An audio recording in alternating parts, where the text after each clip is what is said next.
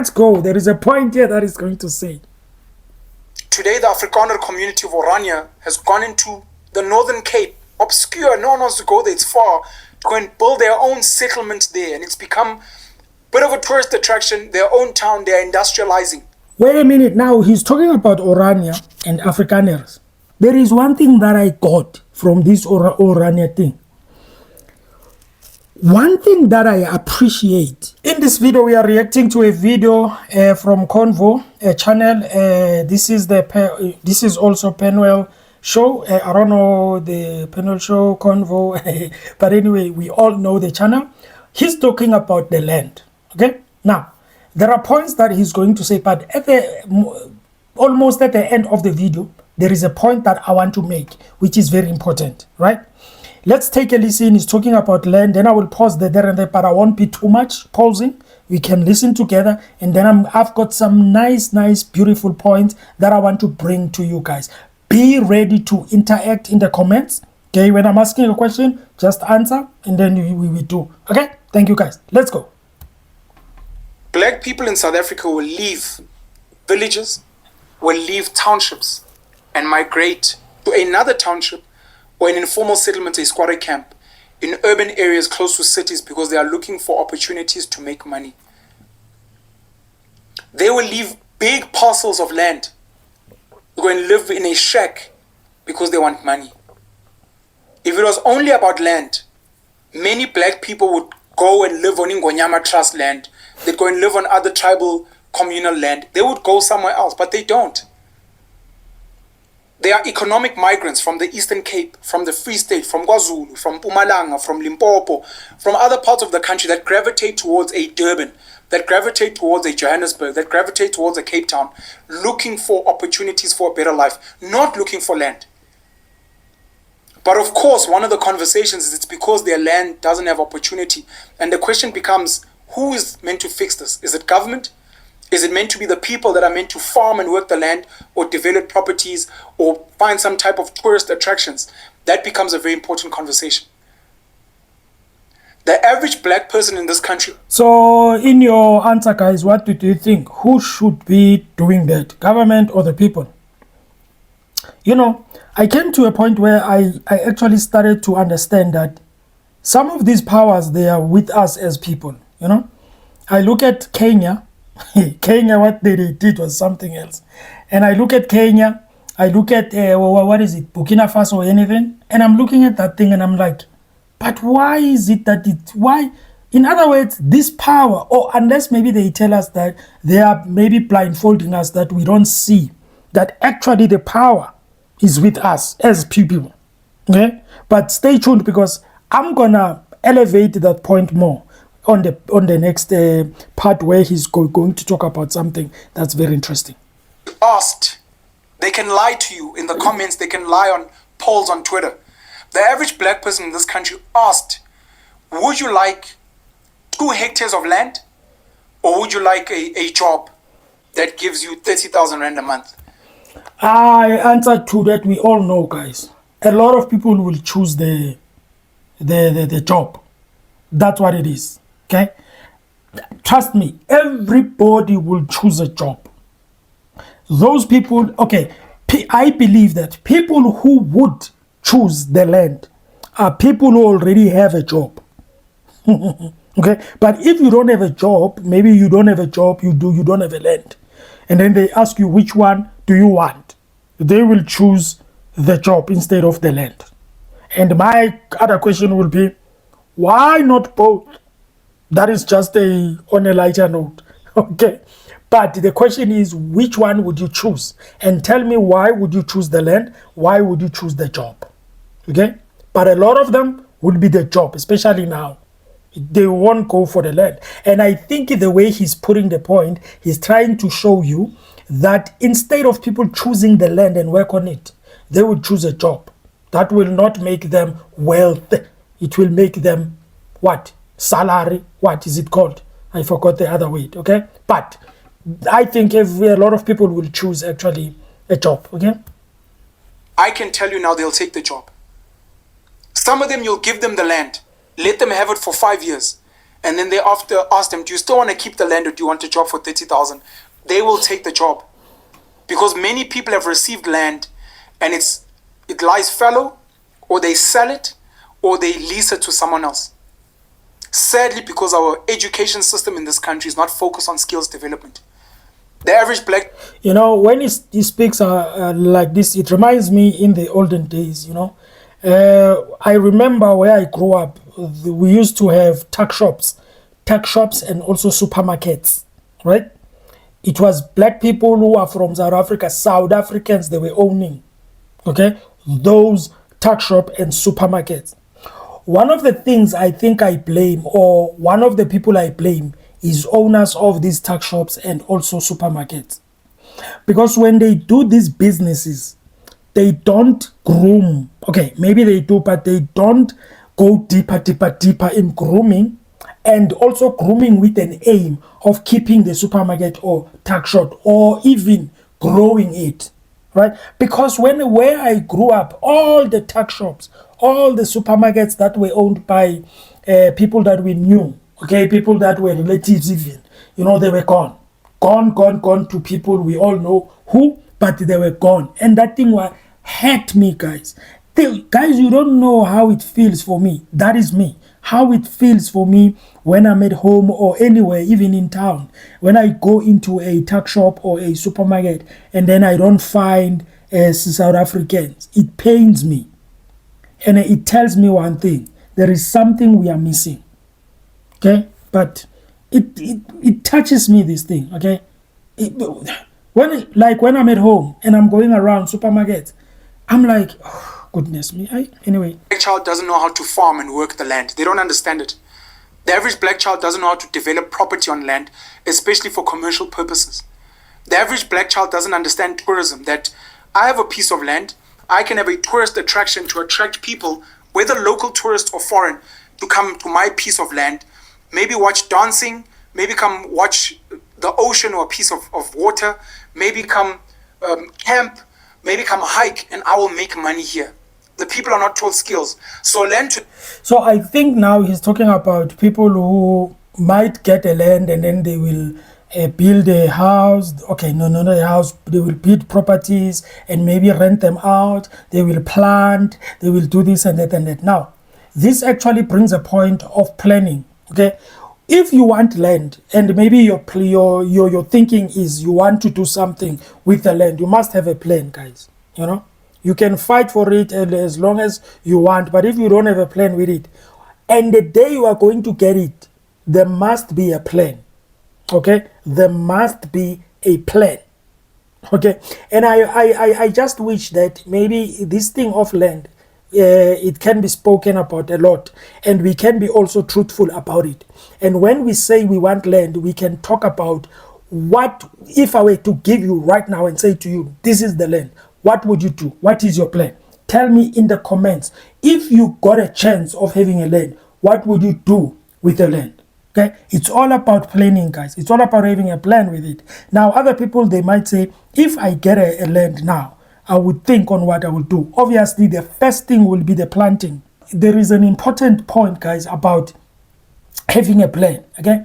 If I were to give you 1 million right now, if you don't have a plan, you are going to eat that money like nobody's business. If you don't have a plan for it, if you don't know what you are going to do with it, it becomes a problem. It becomes a blessing in bed. I don't know whether to say in disguise, but it becomes bad because you don't know what to do with it. Okay? To them become something useless. I can give you a building on a small piece of land, the room the size of where we shoot on the Penuel show. And one person will look at this piece of land and say, I will plant spinach and sell that spinach to Spar, Pick and Pay, and make 10,000 Rand a month. The next person will say, on this piece of land, I'm going to open a spaza shop and I'm going to sell to people and I'm going to make 20,000 Rand a month. The next person will say, on this little piece of land, I'm going to dance every day and people will come watch me and throw money and I'll make 5,000 Rand a month. So I want to also say here on this point, you see that he's talking about people who, somebody might get a land and maybe plant a spinach and maybe take the spinach to Spa or anything and make 10,000 a month. Now, what I've noticed also on my side, maybe while I'm thinking or looking at things, sometimes when you start doing these things, somewhere, somehow, guys, there is some, I don't know whether to call it a sabotage, or maybe some people just don't want other people see other people prosper. And then you see there is just that person that was doing that now is now he's starting to complain. Yeah, this process now it's becoming difficult. He can't sell his spinach and now he's just frustrated.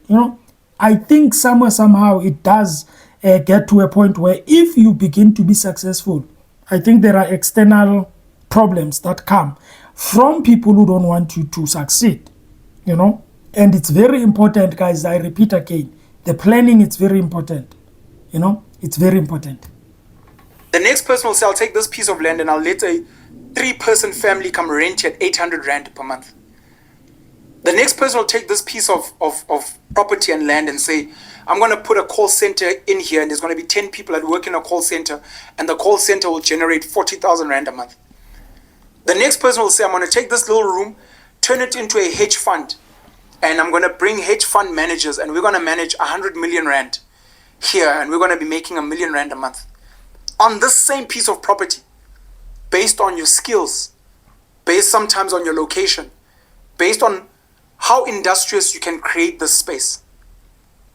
There's a joke that's always thrown around that if you took all the inhabitants of Sandton and you moved them to Alex forcefully, and you took all the inhabitants of Alexandra Township, and you pushed them into Sandton, within 10 years, Alexandra will have developed and Sandton will have deteriorated.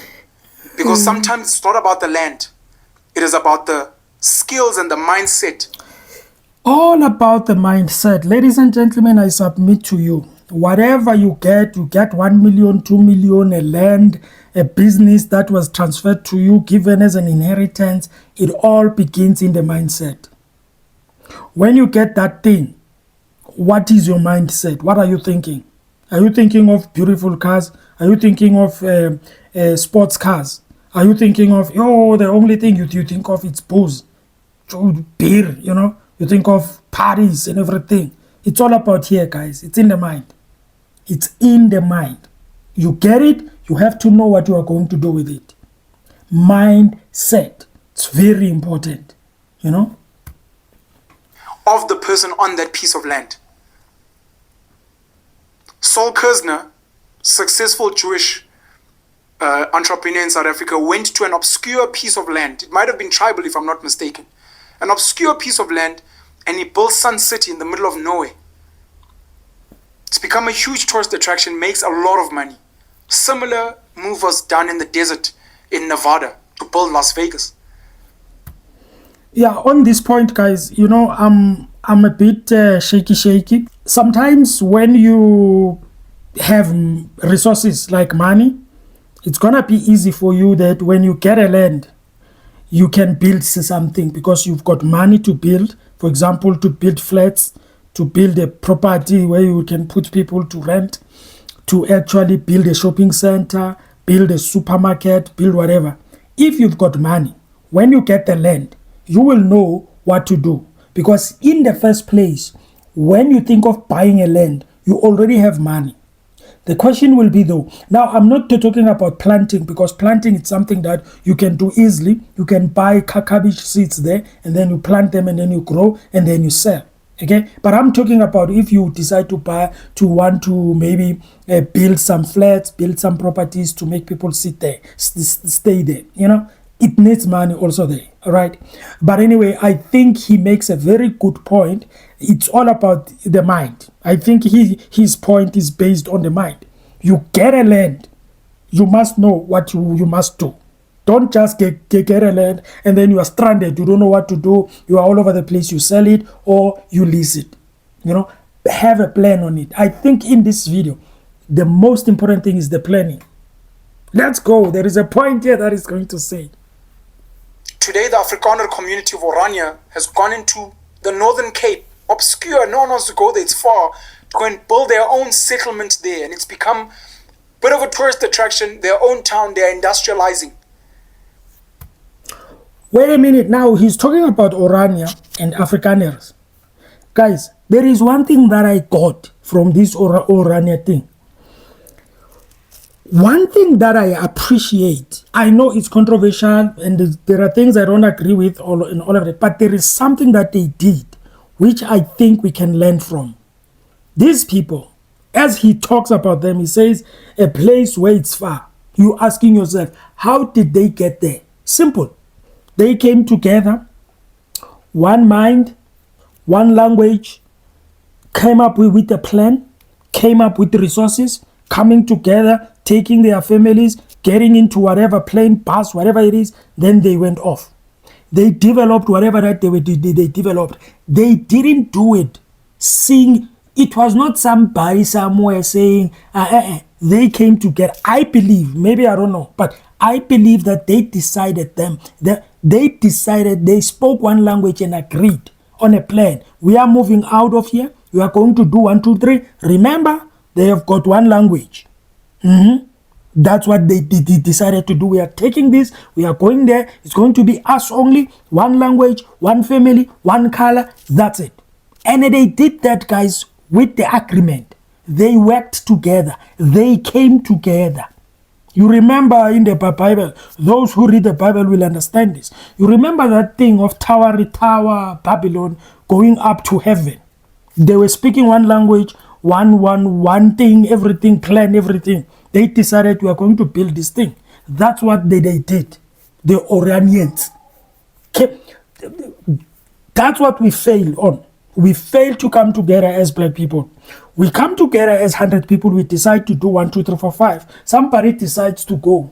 Or somebody is bought out. We will give you this money, give you whatever. And then it goes. Somebody gets greedy and goes out and takes the plan and do it somewhere else. Somebody goes out and does something else. That is the problem with us black people. Let me make an example. This example is about YouTube.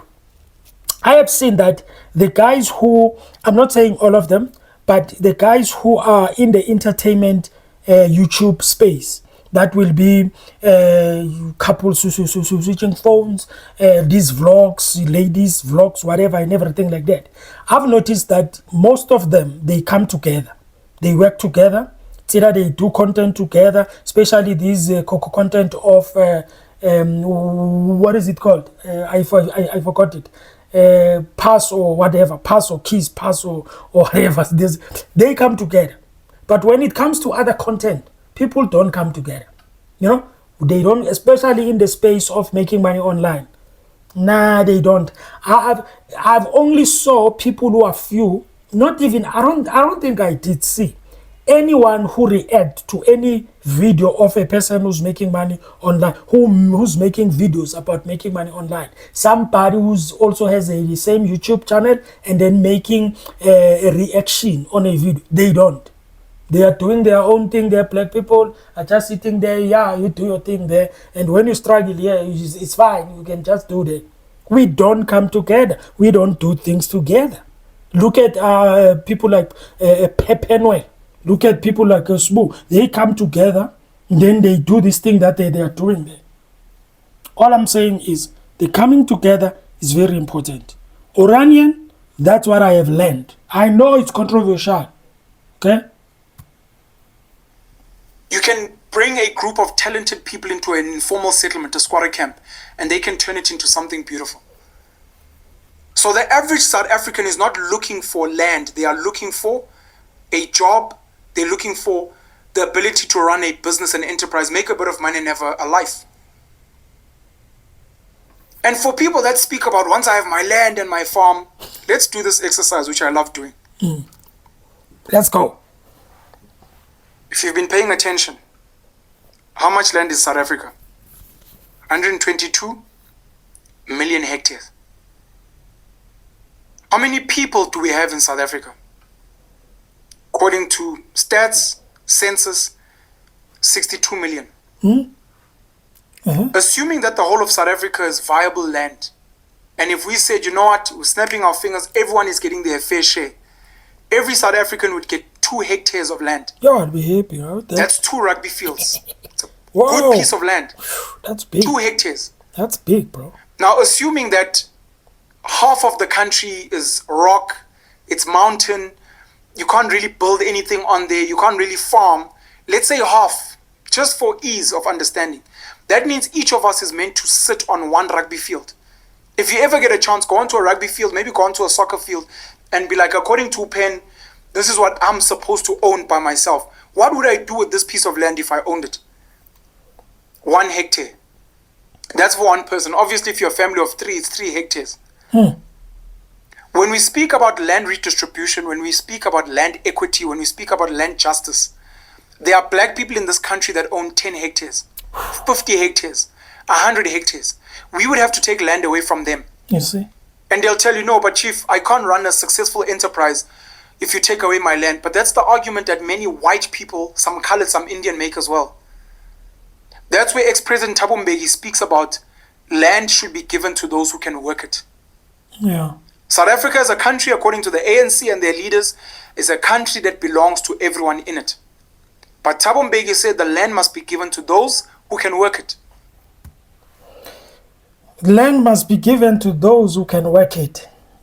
Ladies and gentlemen, it's all about the mindset. It's all about the planning. It's all about, knowing what you are going to do with whatever that you get hold of, A very interesting video. That was awesome, actually, very nice. The Orania thing, guys, is just touching me in terms of that thing of unity.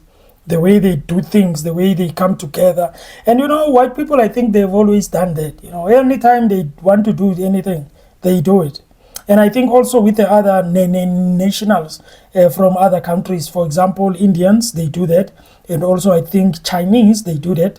When they come for a tuck shop here, Indians, they don't just come alone. Okay, maybe they send 2, they do whatever tuck shop, and then they call others. They don't just do it alone and eat alone. No. But all I'm saying, guys, is that was very interesting video.